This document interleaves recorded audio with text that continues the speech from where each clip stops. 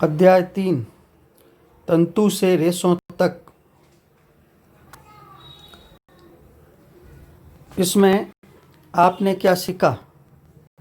इस अध्याय में हमने जो सीखा उसके बारे में संक्षिप्त जानकारी है। रेशम कीटों से रेशम तथा भेड़ बकरी याक से ऊन प्राप्त की जाती है। अतः रेशम और ऊन जांतव रेशे कहलाते हैं। ऊंट, लामा और एल्पैका के बालों से ऊन प्राप्त करने के लिए संसाधित किया जाता है। भारत में अधिकतर भेड़ों को ऊन प्राप्त करने के लिए पाला जाता है।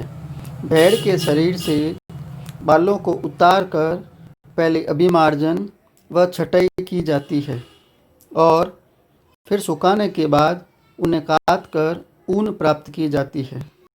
अपने जीवन चक्र में रेशम कीट रेशम रेशों की कताई करके कोकून बनाते हैं। रेशम फाइबर प्रोटीन से बने होते हैं। कोकूनों से रेशम को पृथक करके उनका संसाधन किया जाता है, फिर रेशम का धागा बनाया जाता है। इस प्रक्रम को रीलिंग कहते हैं। बुनकर इन्हीं धागों से वस्त्र बुनते हैं। कक्षा कार्य अध्याय 3 रेशम कीट कैटरपिलर लार्वा है। सही विकल्प चुनिए। केवल अ, केवल ब, अ और ब दोनों नहीं। प्रश्न 2, निम्नलिखित में से किन से ऊन प्राप्त नहीं होती?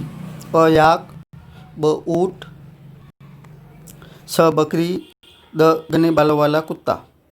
इसका सही उत्तर है द घने बालों वाला कुत्ता। शहतूत का वैज्ञानिक नाम क्या है? उत्तर मोरस अल्बा। प्रश्न 4, रेशम की खोज सबसे पहले कहाँ हुई थी? उत्तर चीन में। प्रश्न 5, सिल्क रूट क्या है?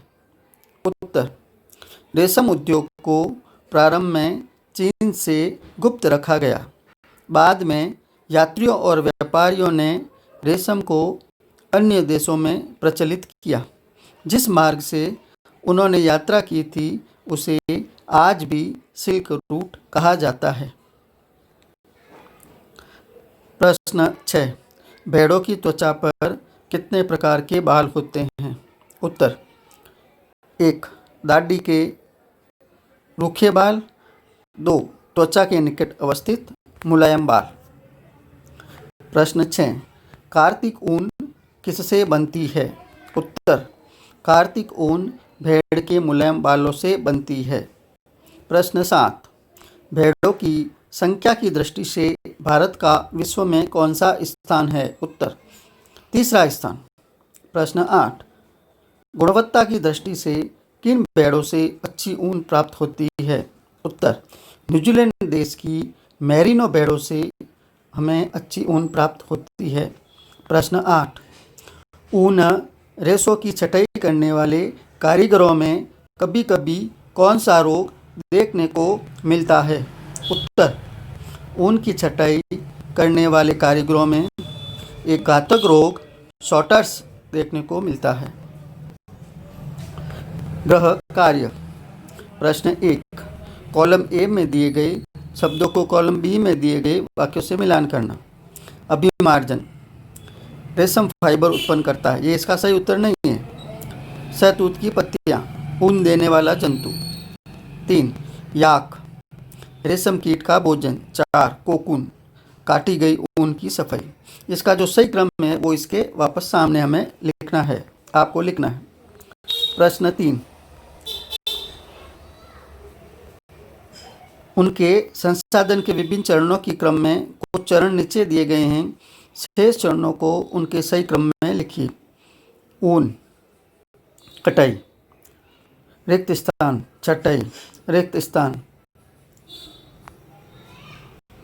और रिक्त स्थान। प्रश्न 3, निम्नलिखित शब्दों का क्या अर्थ है? क पालन, ख ऊन कटाई, ग रेशम कीट पालन। ये प्रश्न गृह कार्य में है, ये सभी आपको अपनी उत्तर पुस्तिका में करने हैं।